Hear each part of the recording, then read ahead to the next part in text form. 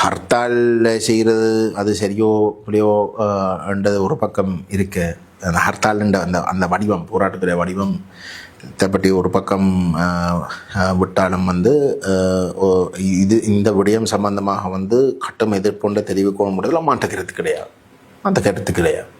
உண்மையிலே நாங்களே இந்த சம்பவங்கள் இது மட்டும் இல்லை, செம்மணி எல்லாத்தையும் வச்சு கொண்டு நாங்கள் இந்த என்ன அந்த பொது நிலைப்பாட்டு எடுக்கணும், பொறுப்புகள் சம்பந்தமாக எடுக்கணும் என்ற அடிப்படையில் நாங்கள் நடத்தின கூட்டத்திலே நான் இந்த விஷயத்தை மிக அழுத்தமாக வலியுறுத்தினேன். அந்த கடிதம் வெளிவந்ததுக்கு பிறகு நாங்கள் மக்களை கொண்டு ஒரு பாரிய அணிதிரட்டல் ஒன்றை செய்யணும்.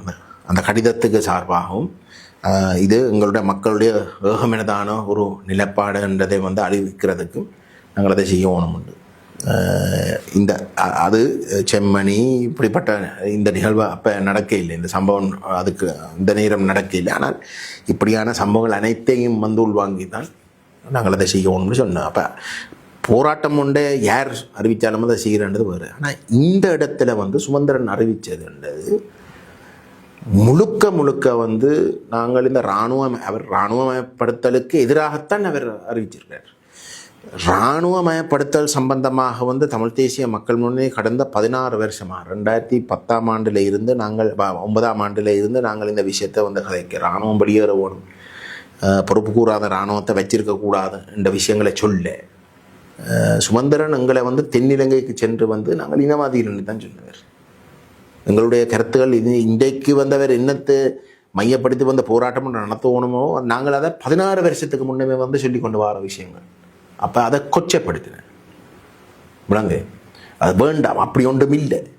எத்தனையோ வீடியோக்கள் இருக்குது, எத்தனையோ பேட்டியல் கொடுத்துருக்கார், போராட்டங்களை கொச்சப்படுத்துகிறார் விளங்க சொல்கிறேன்.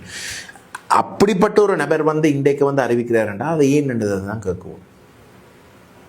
ஏனென்றுதான் கேப்பாப்புல மக்கள் போராட, கேப்பாப்புல மக்கள் அப்போ அவைக்கு தங்களோட காணியை திருப்பி எடுக்கணும்ன்ற எந்த ஒரு தேவையும் இல்லை. அவை மாட்டுக்காரிகளுக்கு நாங்கள் பேட்டியலில் சொல்கிறார், பேட்டியில் சொல்கிறார்.